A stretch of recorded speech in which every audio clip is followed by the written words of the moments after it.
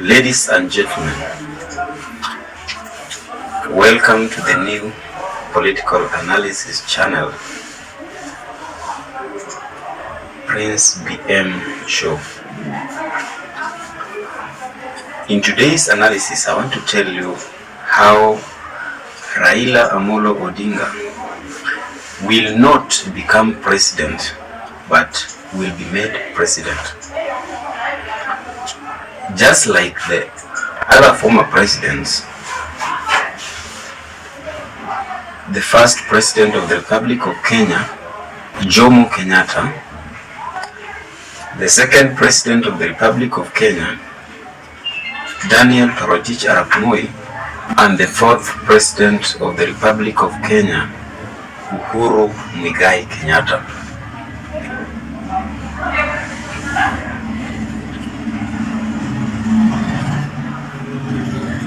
First, let me explain to you how the first president of the Republic of Kenya did not become the president of the Republic of Kenya, but was made the president. When Jaramogi Odinga and his fellow freedom fighters went to Lancaster in the United Kingdom, the famous leader by then, Jaramogi Odinga, was told that he would form the government if he agreed that Kenyatta be hanged or jailed for life. But I want you to listen to this statement from Jaramogi Odinga. Jomo Kenyatta is the father of the African nationalism and the African national movement in this country. But surely you're all rather more advanced than he is in your thinking about politics. Wouldn't he embarrass you if he was really let go now? We cannot in any sense be more advanced than our teacher and master, whom I think is much more advanced in political outlook in this country than we are. We are still just in the stages of learning politics from him. Thank you. From those statements of Jaramogi Odinga, he stated very well that in his clear mind, he would not form the government without his teacher, without his master, and without his mentor. And that was none other than the Mzee, as they referred to him at that time, Jomo Kenyatta.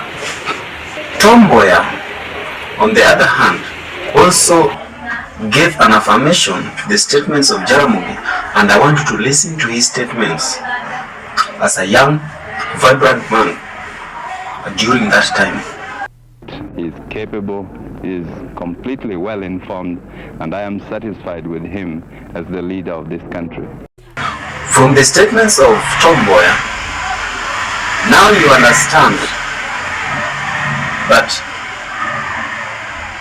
Jomo Kenyatta did not become president, but he was made president by Jaramogi Odinga, who was given a chance to be the president by that time, but declined the position, citing that he had a teacher who would be more advanced in political issues in this great nation of Kenya than him.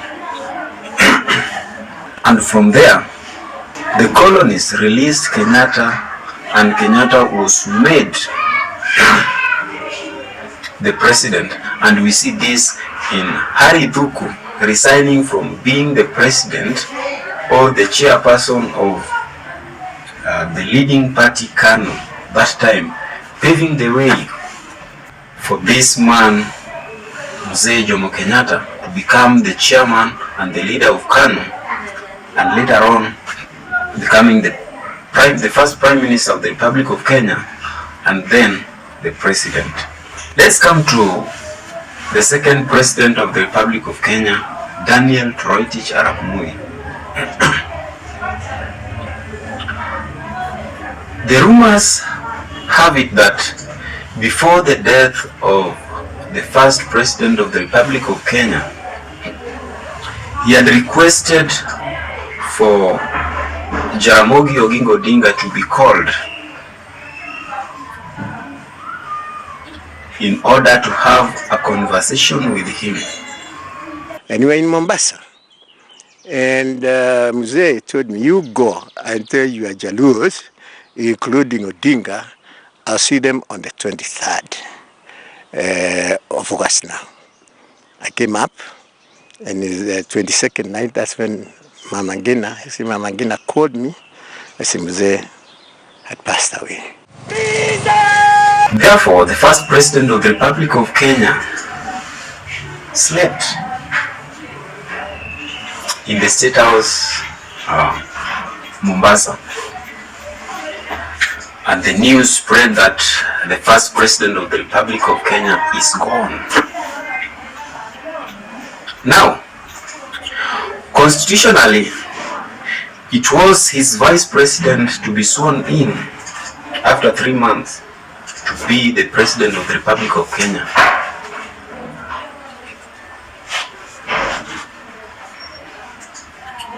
But history also have it that there were attempts by some members of parliament from Central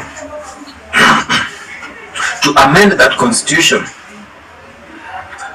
which was defended by one Charles Njonjo, citing that thinking of such kind of a thing was a treason. To amend the constitution with the thought that the current president or the sitting president by that time would die very soon. That was treasonable. So they did not do that. After the death of Mzee Jomo Kenyatta, several leaders from the central part of Kenya sat down, and Charles Njonjo, being a powerful Attorney General at that time and the legal advisor of the sitting president, who was now no more, knew that he was actually the second most powerful man after the president, and he would clinch into power, being that the vice president at that time was the soft-spoken teacher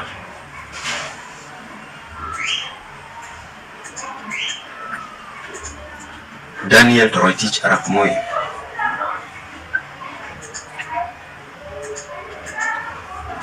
So Charles Njonjo, in his mind, because he was referred as the constitution of that time, so whatever he could say, everybody will agree with. And so when he advised the MPs from Central that this soft-spoken man, Daniel Toroitich Arap Moi, would sit here for a certain period of time and he would take back the presidency as Charles Njonjo, and the seat would go back to the Central. We know Charles Njonjo is a Kikuyu. Mzee Kenyatta was a Kikuyu. Jaramogi by that time had already resigned, had been frustrated, so he had no power. The second most powerful person was Charles Njonjo at that time. So Moi was made president by Charles Njonjo and other powerful, prominent people at that time, knowing that they would take the presidency. Just as Jaramogi did. When he was told to form the government, he said, no, let Mzee sit there for a period of time, then I will take it back. That never happened. So let me bring you now to Raila Odinga, how Raila Odinga is going to be president.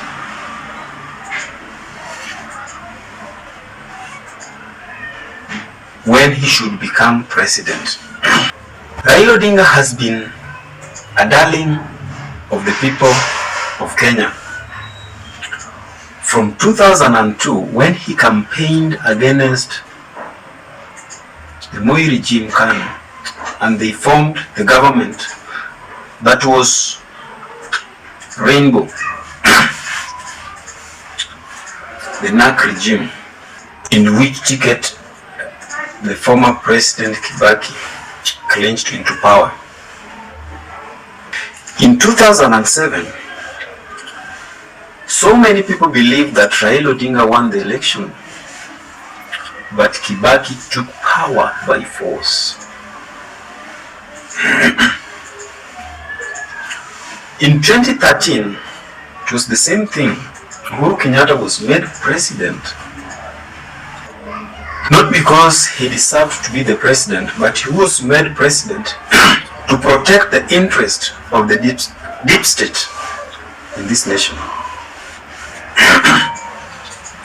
And the only person who would make Uhuru Kenyatta be president by that time was William Samoei Ruto, because he was the third most powerful man in this nation after Raila Odinga and the then president Mwai Kibaki. Uhuru Kenyatta was nowhere to be seen. But William Ruto had gathered enough support from Rift Valley when he strongly opposed the 2010 Constitution of Kenya. That made him popular, garnered more than millions of votes, not only from his own region, Rift Valley, but he also picked votes from other parts of the nation, making him, I refer to him, the third most powerful person at that time. In fact, William Ruto by that time, I thought he would be one of the most powerful presidential candidates in 2013 election. But as a student of the former President Moi and a student of Raila Odinga, and having worked with Uhuru Kenyatta and Mwai Kibaki, and having learned the politics of this nation, he decided to join hands with the winning team, because he knew that whether he joined hands with Uhuru Kenyatta or not, the same way Kibaki took power in 2007, Uhuru Kenyatta would have taken power the same way in 2013. So William Ruto joined hands with Uhuru Kenyatta, and Uhuru Kenyatta was made president to protect the interest of the deep state. Because at that time, Raila Odinga was on fire. He was fighting corruption, he was fighting against the destruction of the environment. We can see that how he fought people out of Mau Forest.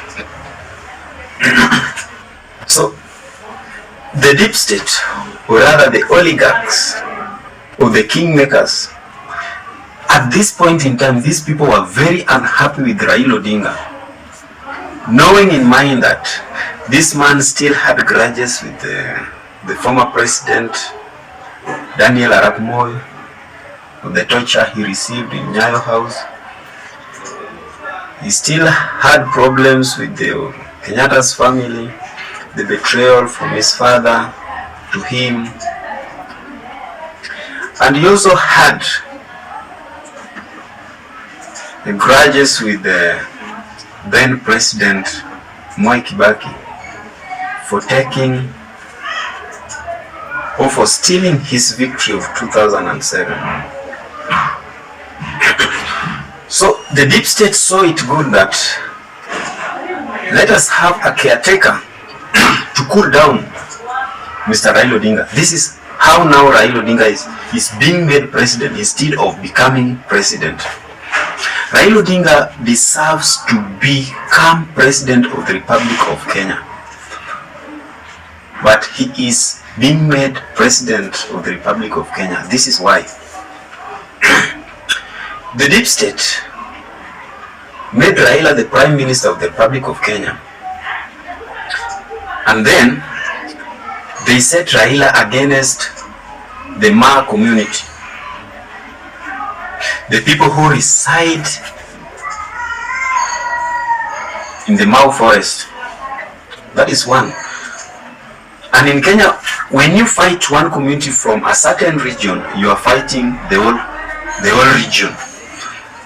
So when Raila tried to reclaim the Mau forest, it was now that Raila is fighting against the Maasai community and the Kalenjin community and the Rift Valley region as a whole. This was to ensure that the people of Rift Valley, beginning from the Maasai, the Kalenjins, the Turkanas, that these people hate Raila, politically hate Raila. So that was done, and they ensured that they separated Ruto from Raila so that they bring about the Ruto factor in the Rift Valley, with the knowledge that at this point in time, there was no kingpin in Rift Valley. We had people like Kipkalian Kones, who was a bit powerful. At that time, he was normal. He died through an accident. We had people like Sally Kosgei was now going down. Henry Kosgei was going down.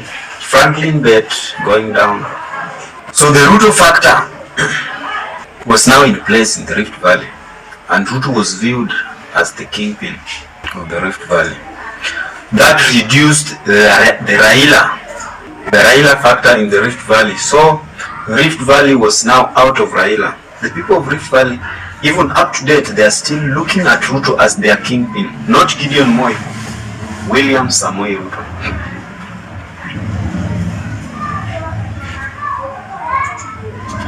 Then, without forgetting that in 2007, Raila Odinga and Kalonzo Musyoka were in one party, that was ODM Kenya. Then the deep state ensured that Kalonzo is out of Raila to reduce Raila's effect in Ukambani, and made Kalonzo the kingpin of Kamba Nation, reducing Raila's effect in Kamba Nation.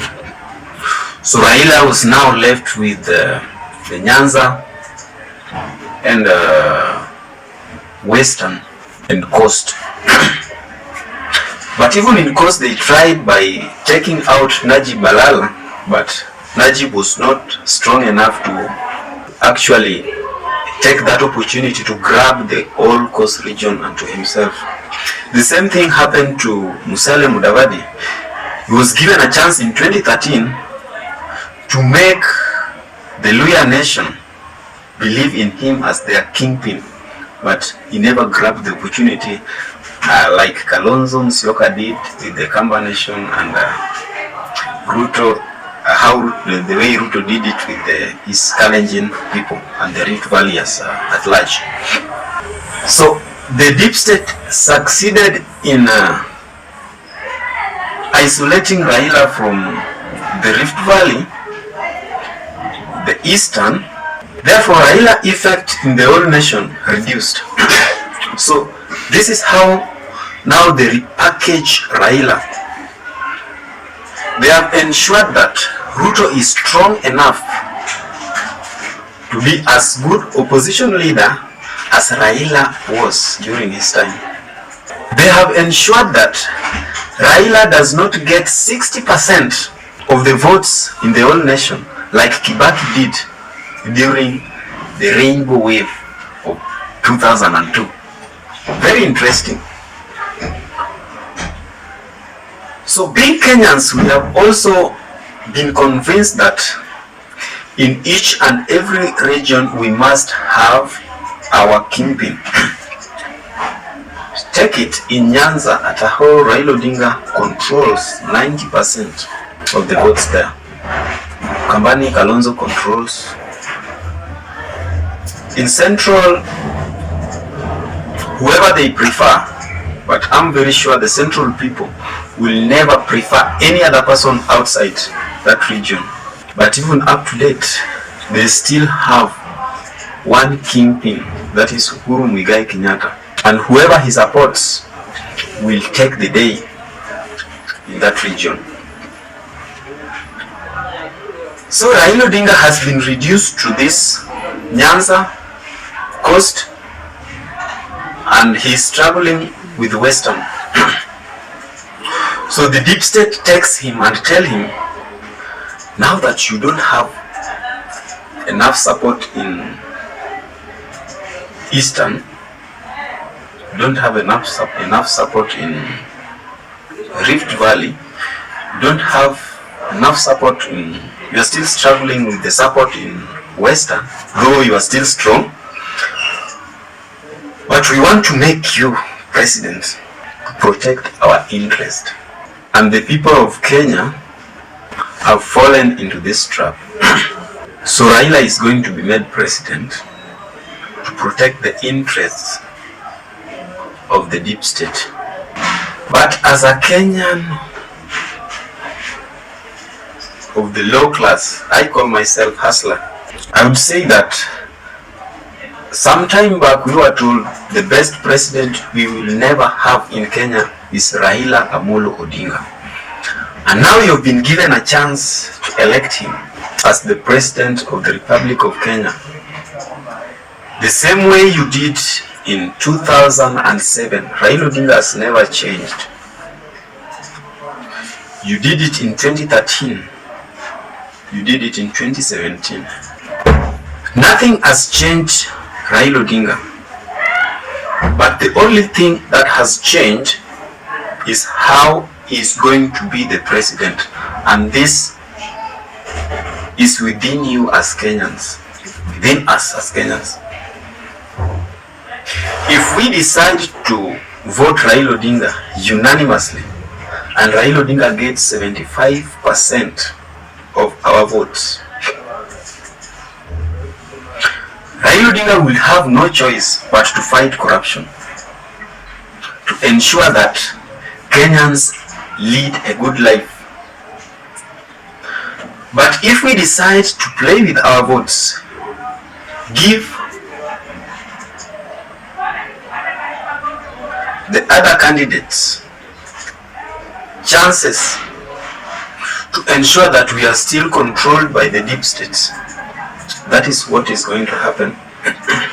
And deep states is not on one side. We have the Hustler Nation deep state, and we also have the Azimio deep state.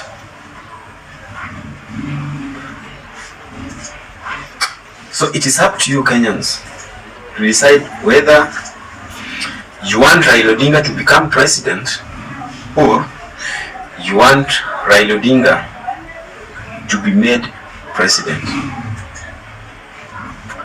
Share with me your thoughts down there. Thank you.